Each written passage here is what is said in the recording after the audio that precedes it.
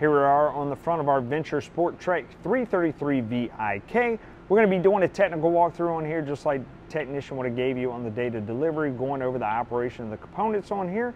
If your unit varies in the type of component that's on here, we may have that component on our HAPS Helpful Hacks section, taking a deeper dive into diagnostics, maintenance, and other stuff. And we also will have those videos on these components too, giving you more information. We'll be giving you operation information today along with a few little tips and tricks. We're going to start up front here with our 7-way plug that's going to be connected to our towing vehicle, transferring all light signals, everything else on here. It's also going to have a battery charge line that is going to be charging your battery off the alternator of your vehicle while you're traveling down the road.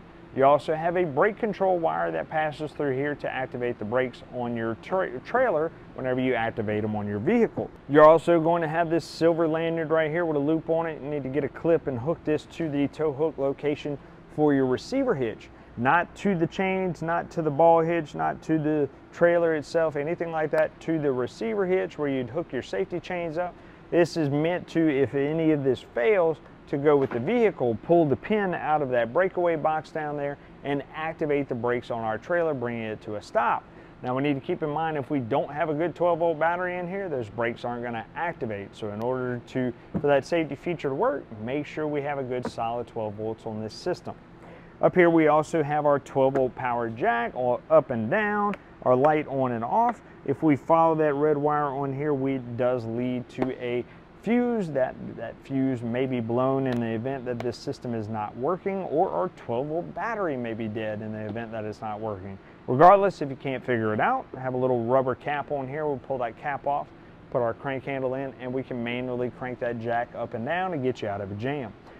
Behind that we have our dual propane tanks. Our dual propane tanks are accessible with these little twist covers right here. We go ahead and pull them off. We can turn those tanks off and on.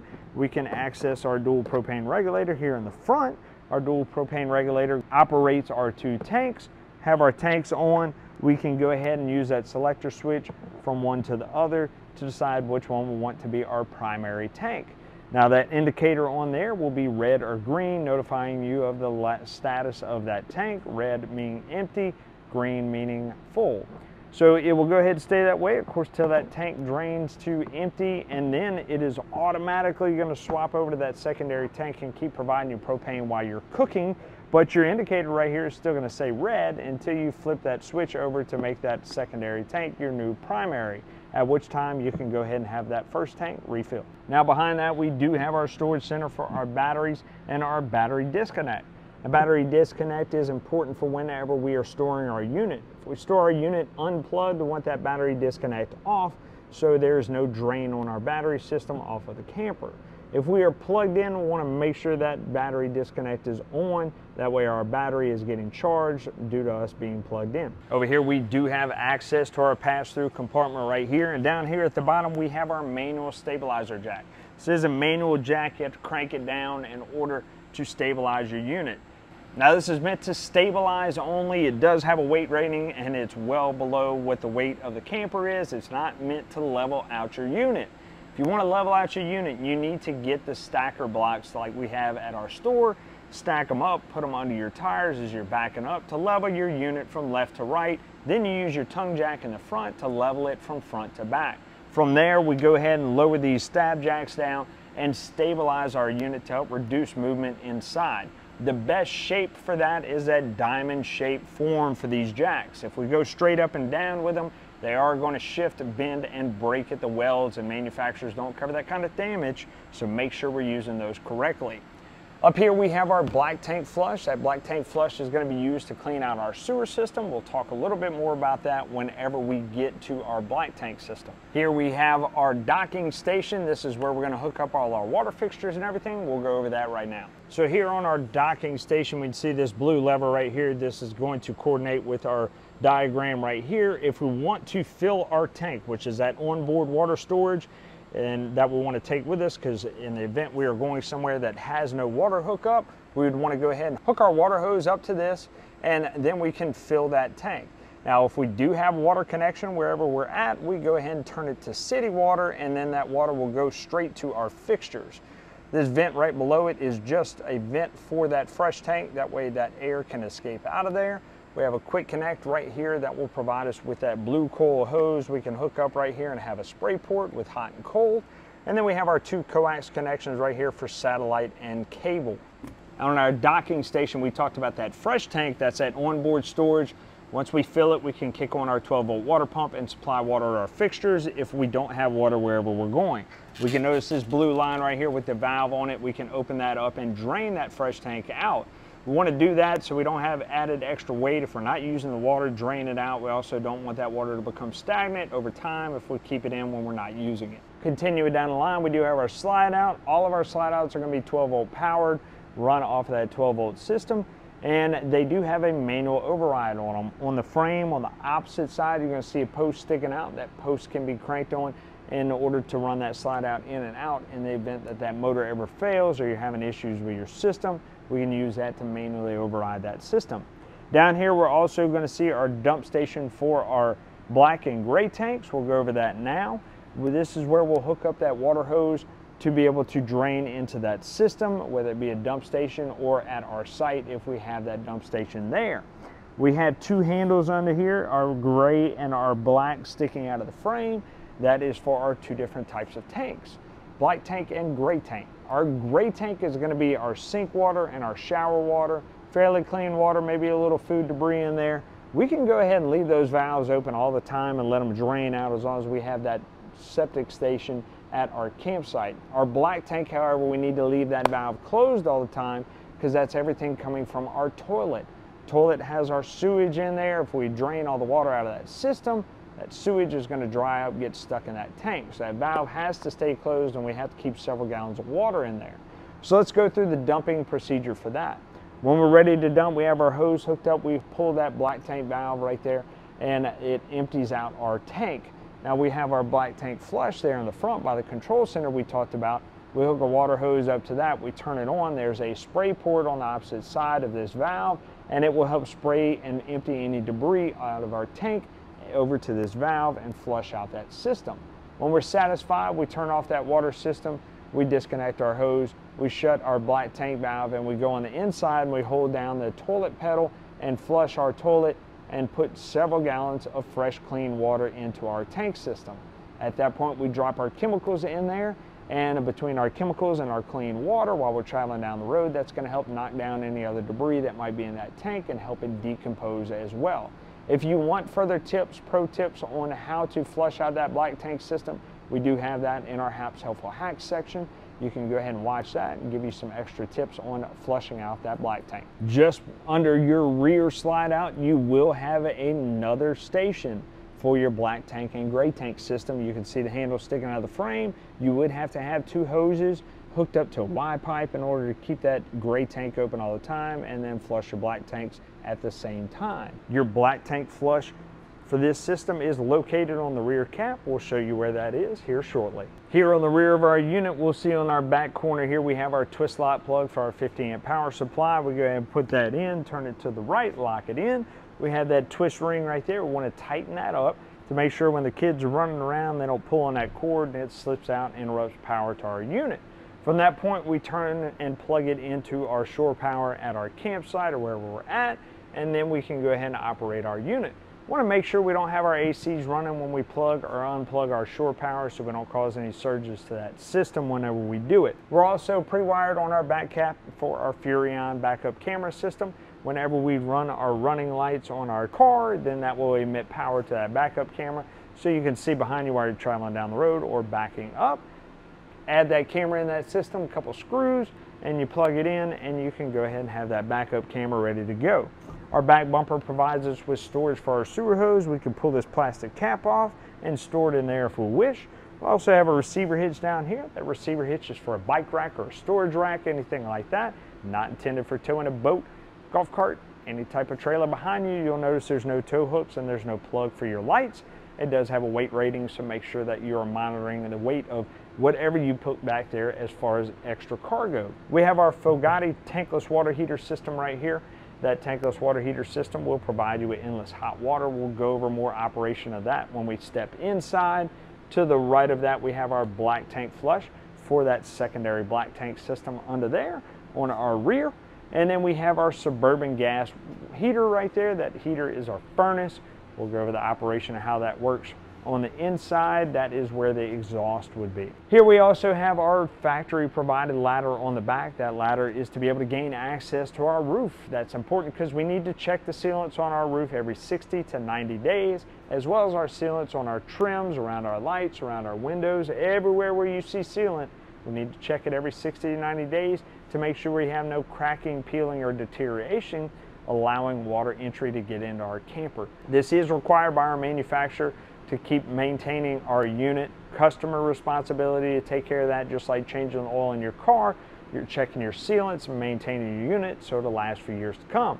If we don't do that, manufacturers will not participate in any water damage to our unit. So please, please, please make sure we're taking care of that out of all the things we do on our camper. Make sure we're maintaining that sealant. We also need to climb up on that roof and check the rubber on there after trips. Make sure no low-lying tree limbs have poked any holes, scratched any holes, made any cuts in our roof, causing any damage to it. And we also need to clean that roof at least once, if not twice a year, to make sure we're maintaining it and keeping it clean. Our passenger side, we have access once again to our pass-through bay, a little light switch inside there too that has some underglow under our camper. And we also have our Lippert tire link system we can upgrade to. That power is already ran with the mount on it. We can go ahead and purchase that monitor as well as the tire sensors to upgrade and monitor our tires while we're traveling down the road.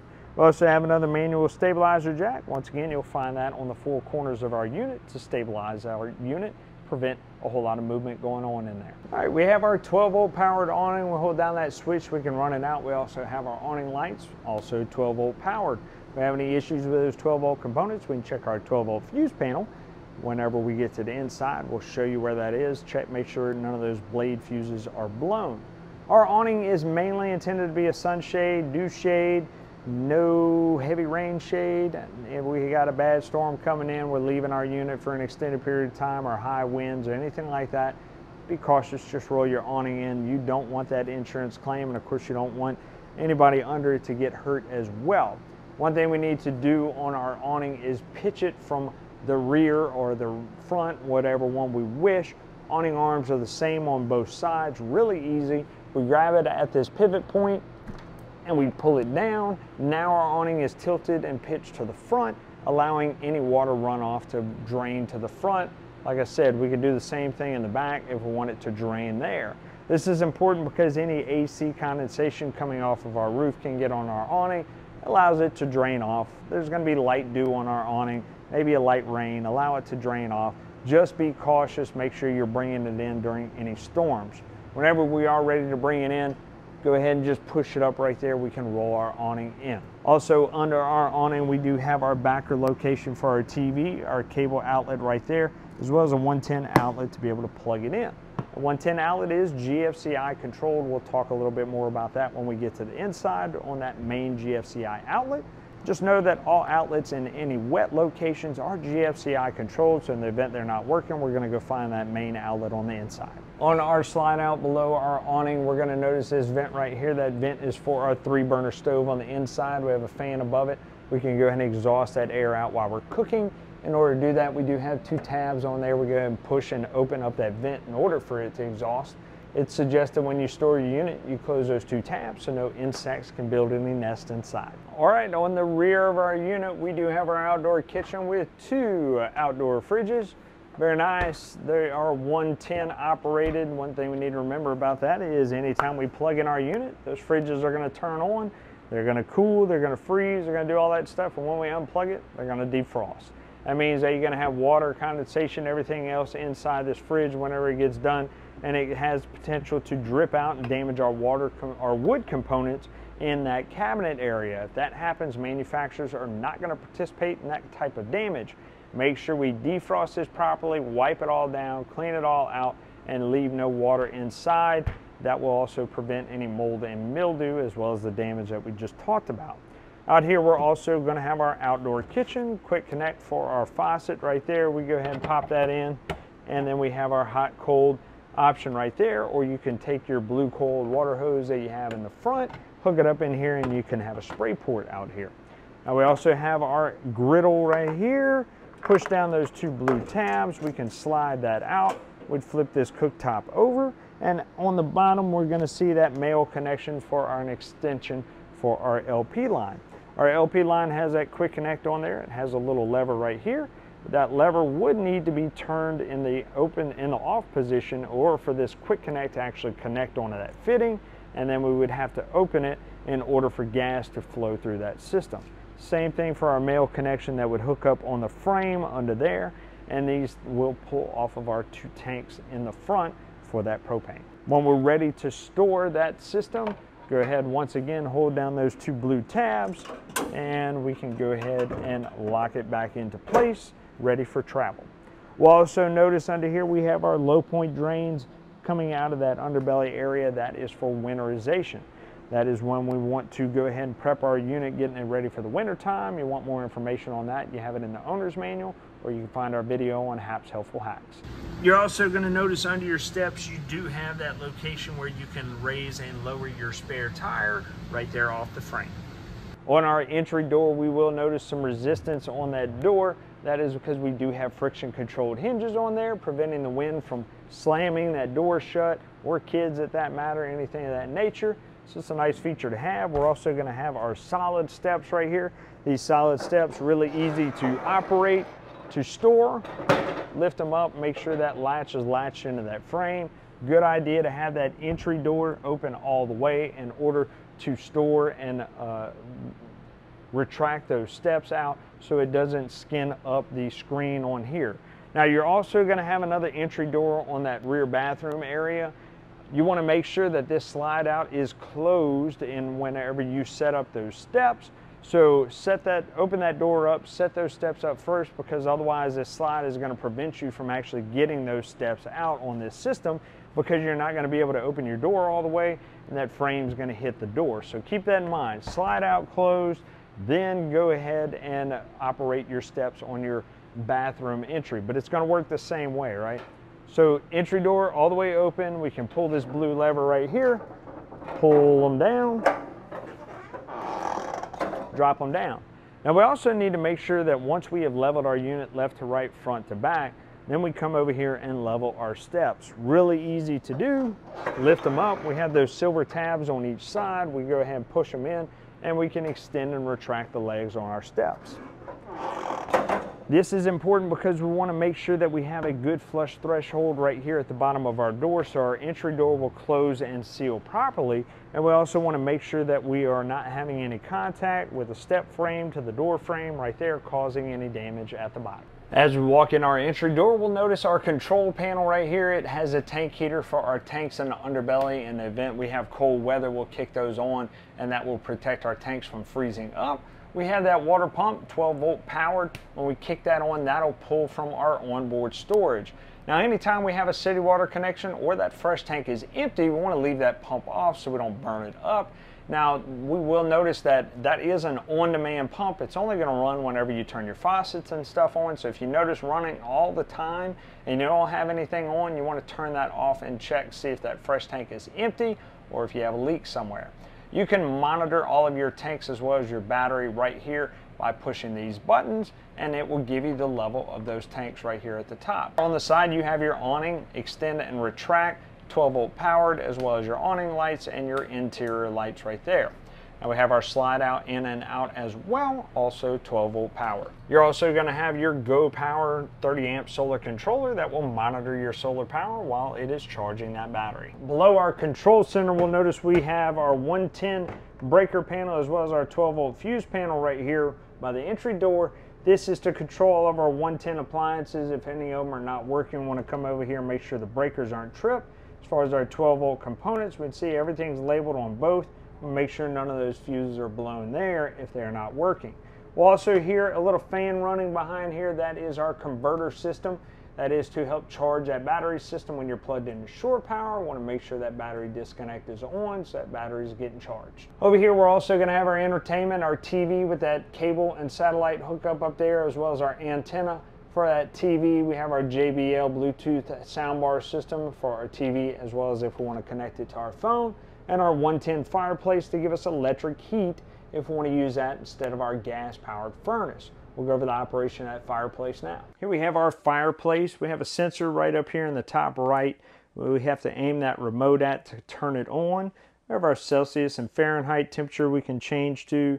And right here, this little flame icon is going to change the dimness of our flame. If we want to change the lighting of our flame, we hit the light bulb on the screen down here at the bottom, and it'll give you some different options right there. If we want to operate our heater on a timer, once again, electric heater, it is going to be this button right here. It looks like a clock, and when we push it, we can see some times pop up: 1 hour, 2 hours, 3 hours, all the way up to 8, and then it will go to 0 hours, letting you know that that timer is off.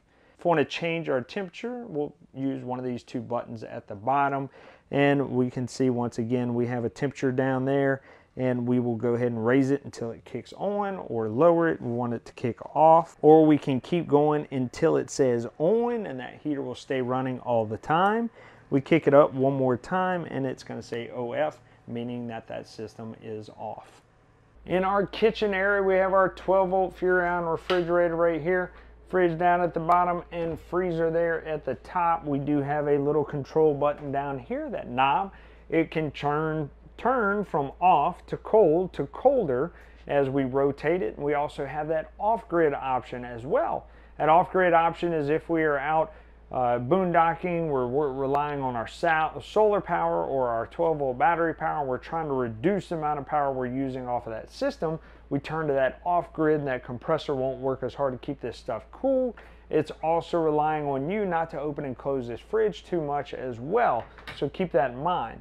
And up here in our freezer area, as well as our fridge, we need to keep in mind we don't have drain tubes for this system. So just like our outdoor fridges, we need to make sure that after this stuff is done and we're storing our unit with the system off, we defrost the freezer, clean out our fridge, and wipe all the water down, get any defrosted water out.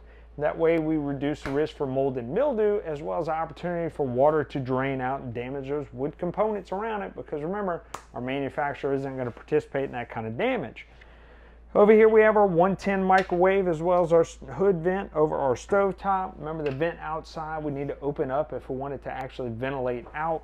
Close it when we store our unit so no insects build any nest in there. Our 3-burner stove top right here has that glass cover that gives us more counter space. This is also how it needs to be when we're going to travel, so that glass doesn't fall and break. When we are ready to cook, flip that glass cooktop up to give us access to our burners. We choose the burner we want to use. We turn that knob to the flame icon, and then we hit our igniter right here until it lights. Of course, we need to make sure our propane is on, of course, in order for it to light. Then we go ahead and turn it to the designated flame that we want in order to cook. Turn it off, it is off. That knob will go back to that blue light. We'll also notice it does turn to a red light. That lets us know that gas is being emitted out of that cooktop right there, and it is a nice safety feature it has, especially if you got kids come running around turning stuff on. You'll know when that gas is being emitted. Little switch right here on the side turns those blue lights off and on, regardless of whether they're off. That red light still turns on that knob. Now, a key thing to remember about your propane system is anytime you store your unit and your tanks have been off for a period of time, or you changed your tanks out because one was empty, you ended up with air in your system. Now, this is a common occurrence. It happens to all the time. So one thing we do is when we pull our unit out of storage, ready to go camping or just got to the campsite, turn those propane tanks on, come over to this stovetop and just light it just like we just did. You have now purged the air out of your LP system. Well, I always suggest doing that before you go operate things like your tankless water heater or your furnace, and this helps reduce opportunity for those to go into fault mode due to air in your system. It's real easy. Just come over here. It'll take a little bit longer to light that up because you're purging that air out, but just turn it to that flame icon and keep cranking on it until it lights. Our oven down here at the bottom, slightly different scenario from your other gas appliances. It will take a little bit longer to purge the air out because it is a smaller orifice in there. Also, to operate our oven, we're going to have to turn it to that flame icon and keep pushing that knob down in order to emit the gas out of that pilot. So we push that knob down, we go ahead and crank on this igniter until that pilot lights. Once it lights, we hold that knob down still for another 30 seconds or so, warming up that thermocouple, and then we can turn it to our desired temperature over here, and we should see that burner tube light up. Now, if you want to use a little gas lighter, a long stem lighter to light it for the first time rather than cranking on this, no problem. You can go ahead and do that. If you do notice that burner tube didn't light up, but your pilot did, just go ahead and turn it back to that flame sense, hold it down for a little bit longer after you light the pilot, and then turn to the temperature that you desire. Once you have lit it the first time and you've purged all the air out of your system, you don't have to do it again. Every time you go back to light that oven after that, then it shouldn't be a problem. It should light up pretty quick. But if you end up with air in your system again, you will have to go through purging the air out for the first time once again. We do have access to our bathroom right here. We'll check that out next. So this is our rear half bath. We have that outdoor entry in here. Not much to go over in here. We'll cover our toilet and our main bathroom. We do have a vent fan in here as well as another GFCI protected outlet. It's pretty much all we're going to cover until we get to our main bathroom. Just outside of our bunkhouse down here on the bottom, we do have that COLP detector right here, safety device letting us know of any hazardous gases that may be in our unit. We'll see a little green light glowing there at the bottom that lets us know it's powered up. It is a 12-volt operated device hardwired into your battery system, and we'll notice we have a little test button on there. We can push it, the alarm should go off, and that lets us test that system to make sure that alarm is working. It does have an expiration date stamped on the front of it. Sometimes they're on the back. You need to check that expiration. Whenever that time comes around, you need to replace that system. We're also going to have smoke detectors in our unit with the same thing. They are powered by a 9-volt battery though. Also need to test those once or twice a year and make sure that they are working properly as well. We also have our Coleman Mach thermostat up here. That is going to control our living room AC as well as our heat for the entire unit. Our AC is going to blow out the cold air out of those rooftop vents, and our heat is going to come out of the floor vents in the unit. This one will control both. We have a separate thermostat in our bedroom that is only going to control the rooftop AC in there. We'll go over the function of this one right now. All right, this is our thermostat for our AC system. When we click that button once, it'll give us the option for mode. Our first mode is cool. We hit that button again, and then we can choose between high or low auto or high and low all the time. So high and low all the time will keep that fan running constantly, even though that compressor is not on. Auto will shut that fan off whenever our compressor is turned off. Once we go ahead and initiate those two items, our AC will kick on, and we can choose our desired temperature by turning that knob right there. And the larger number on that screen is going to be our room temperature. So here we're set at 63 and our actual temperature is 83. Cool on is going to show you that that system is initiating, and that system will kick on. Our next option on there, if we hit that button twice again, is heat. When we go ahead and click it right there, it will bring on the heat, show our room temperature as well as our set to temperature. Our heat is only going to come out of the lower areas. It's not going to come out of that rooftop AC. If you have air blowing out of that rooftop area, then we want to make sure that we don't have the fan on high or low on that cool option. So we would go back to our cool, and we would check right here and make sure it's on auto. Our last option on here is cool and heat. In this case, we can go ahead and do the same thing, choose our fan options, just have a set temp in between the furnace and the AC. It will keep that temperature set at that 72-degree mark. Now, in order to turn that system completely off, click it twice again and we can go to off. In our slide out, we have our dinette booth, and we remove those two poles. This table can sit down on those bumpers. We can take our back cushions and add more sleeping space right there. Our recliners, we pull that latch, we can go ahead and kick back. We have the massage mode as well as the heat mode on here as well. Not much to go over in our bunkhouse area. We do have a backer location as well as that coax connection for antenna and cable right back here. We do have more sleeping options. This couch can fold down into a little bunk area. This bunk can lift out whenever we are using that couch option, and we can pin it right here to give us a little more headroom. It is not recommended to keep it pinned up whenever you're in travel. It's best to go ahead and have it down. You do have our little shelf option right here in order to operate. Flip it up and it will lock into place. Whenever you want to bring it down, you need to pull up on it again and push those arms in order to lay it down. All right, we have our front bathroom with our shower and our toilet. Just like we said, our mid bath only has the toilet in there, so our toilet's going to work the same as the one in there, but we will go over the option on this one. Our shower, pretty self-explanatory, hot, cold, adjustable shower head. We do have a travel latch for those shower doors. We want to go ahead and put that on when we're in travel so they don't break. We also have a vent fan in here we want to use whenever we take that shower to get the heat and humidity out here and reduce the risk for mold and mildew.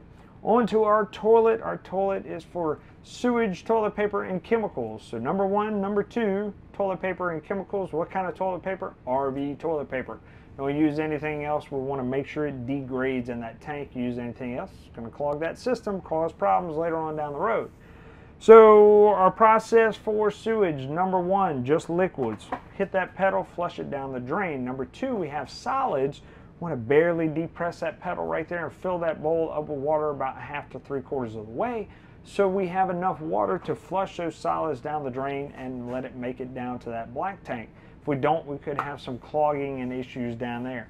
Don't put anything else down that tank. It will get clogged up in that system. Whenever we are done flushing out that system with our black tank flush and draining everything out, close that valve outside. We come in here, we hold that pedal down, we add several gallons of fresh, clean water in there, put our chemicals in, and then we let it do the rest. Over here we have our LevelMate Pro system. That's that Bluetooth connection right there to help level out your unit. We'll go over the function of that now. So we're going to walk you through how to operate this LevelMate Pro. We can see that our adjustments are right there in front of us. If we drop the front down, of course, we'll see the front drop, so on and so forth. But the objective is to continue to level this unit until we start to see that 0 come to life. We get a green, and then we are good to go. We can also set our hitch position. So once we are disconnected from our truck, we can see down here at the bottom, we can hit set, and that will set our hitch position right there. If we click yes, hitch position is set. So now after we have leveled our unit out, let's say we don't want to play that guessing game, right? So we bring our jacks up and we can control that front tongue jack.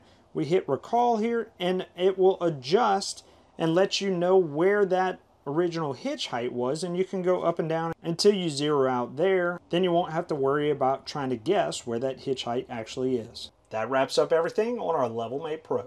Behind me we have our Fogatti water heater controller as well as our GFCI outlet right here. This is that GFCI main outlet. All the places where we see that sticker that says GFCI protected outlet. In the event those aren't working, this is where we're going to go. We'll go over the operation of those two items right now.